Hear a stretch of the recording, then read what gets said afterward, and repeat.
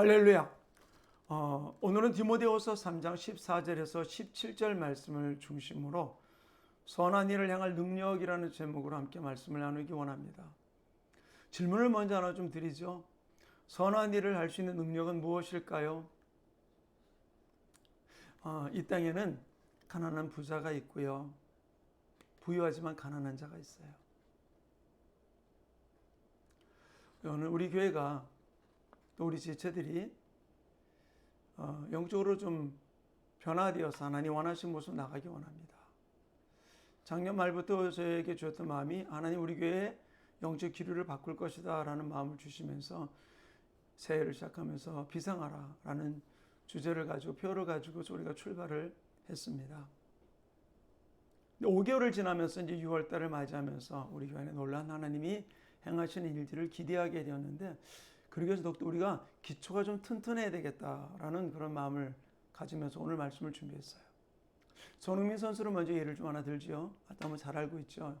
프리미엄 리그에서 득점왕이 오른 그의 아버지의 그 철저한 기초 훈련, 그것이 그들을 그렇게 만들었던 부분들을 우리가 알고 있어요. 근데 손흥민 선수가 썼던 에세이집에서 프리미엄 리그 가운데 있는 10개월 동안 매일매일 했던 것을 이렇게 이야기하더라고요. 첫째로는 저녁 10시 전에 잠자기, 두 번째로는 정크푸드 먹지 않기, 세 번째로는 자유시간에 외출하지 않고 집에서 쉬기, 네 번째는 스트레스를 빨리 털고 평정심을 유지하기. 젊은 친구로서는 하기 힘든 부분들도 없지 않아 있었을 것입니다. 그러나 그는 이 일 앞에 주저하지 않고 나가서 결국 그 득점왕이라는 자리까지 올라가게 되었던 것이죠. 저는 코로나 사태를 겪으면서 우리 교인들이 얼마나 신앙의 기초 체력이 튼튼한가. 코로나를 겪으면서 많은 교회가 문을 닫고 교인들이 교회를 떠나고 심지어 신앙을 떠난 많은 이야기를 듣게 됩니다. 그때 많은 분들이 그런 얘기해요. 복음의 기초가 약하기 때문에, 신앙의 기초가 약하기 때문이라고 이야기를 합니다. 저는 6월달 우리 호국 보훈의 달을 맞이하면서 우리가 하나님의 백성으로서, 하늘나라의 백성으로서 호국의 용사로서 달려가는 삶이 이루어져야 되는데, 우리 기초신앙, 기초체력이, 신앙의 기초체력이 튼튼해야 되겠다. 오늘 영적인 아들이었던 디모데에게 바로 바울은 신앙의 기초가 무엇인지를 이야기를 하면서 이렇게 이야기를 합니다. 어려서부터 성경을 알았나니 성령이 능히 너로 하여금 그리스도 예수 안에 있는 믿음으로 말미암아 구원에 이르게 했다. 구원에 이르게 한 것이 바로 무엇이다? 성경이다. 우리 신앙의 기초를 다루는 게 무엇이라고요? 성경입니다. 성경 말씀을 읽고 성경 말씀을 묵상하는 것. 왜 말씀이 중요할까요?